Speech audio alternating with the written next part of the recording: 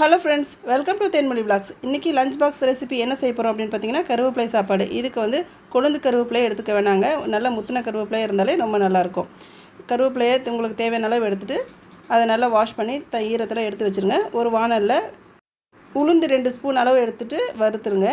இதோட காரத்துக்கு தேவையான அளவு வரமிளகாய் எடுத்து நல்லா வறுத்துருங்க. இது ரெண்டையுமே சேர்த்து வறுத்து தனியாக எடுத்து வச்சுக்கலாம். உளுந்தும் மிளகாயும் வறுக்கும் போது எண்ணெய் எதுவும் ஆட் பண்ண வேணாம். நீங்கள் நார்மலாகவே வானலில் வறுத்து எடுத்து வச்சா போதும். மிளகாய் வறுபட்டுருச்சு, உளுந்து நல்லாவே பொன்னிறமாக வறுபட்டுருச்சுங்க. அதை தனியாக எடுத்து வச்சுக்கோங்க. இப்போ அதே கடாயில் எண்ணெய் ஊற்றி சீரகம், கடுகு இது 2 மட்டும் போட்டு பொரிச்சிடுங்க.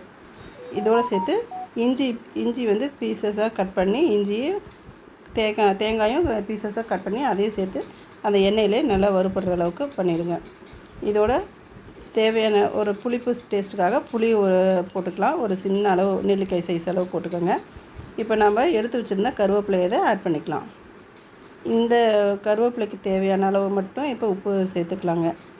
இப்போ புளி, உப்பு, மிளகாய் எல்லாமே சேர்த்தாச்சு. கருவேப்பிலை நல்லா வறுபட்டுருச்சு.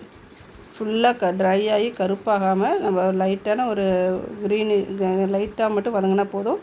அந்த பச்சைத்தன்மை அப்படியே இருக்கணும். குயிக்காக ஃபாஸ்ட் மூவிங்கில் இந்த ரெசிப்பியை செஞ்சு முடிச்சிடலாம். அர்ஜென்ட்டாக எங்கேயாவது கிளம்புறாங்க அப்படின்னா குயிக்காக முடிச்சு கொடுத்துடலாம் இந்த ரெசிபி.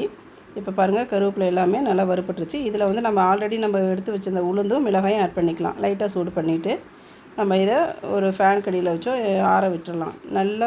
நல்லா ஆறினதுக்கப்புறம் எடுத்து மிக்சியில் ஜாரில் சேர்த்து அரைச்சி பொடி பண்ணிட்டோமா அப்படின்னா போதுங்க.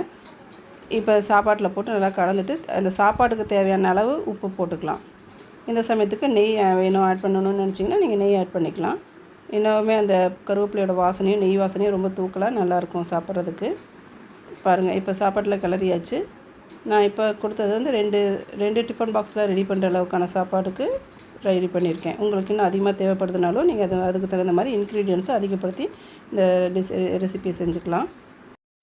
இதில் போடக்கூடிய இன்க்ரீடியன்ட்ஸ் எல்லாமே ரொம்ப நம்ம வீட்லேயே இருக்கக்கூடியது, டக்குன்னு செஞ்சிட முடியக்கூடியது, ரொம்ப ஹெல்த்தியும் கூட. இந்த ரெசிபி உங்களுக்கு பிடிச்சிருக்கு அப்படின்னா கமெண்ட் பாக்ஸில் கமெண்ட் பண்ணுங்கள். உங்களோட ஃப்ரெண்ட்ஸ் அண்ட் ஃபேமிலிக்கும் ஷேர் பண்ணுங்கள். தேங்க்ஸ் ஃபார் வாட்சிங்.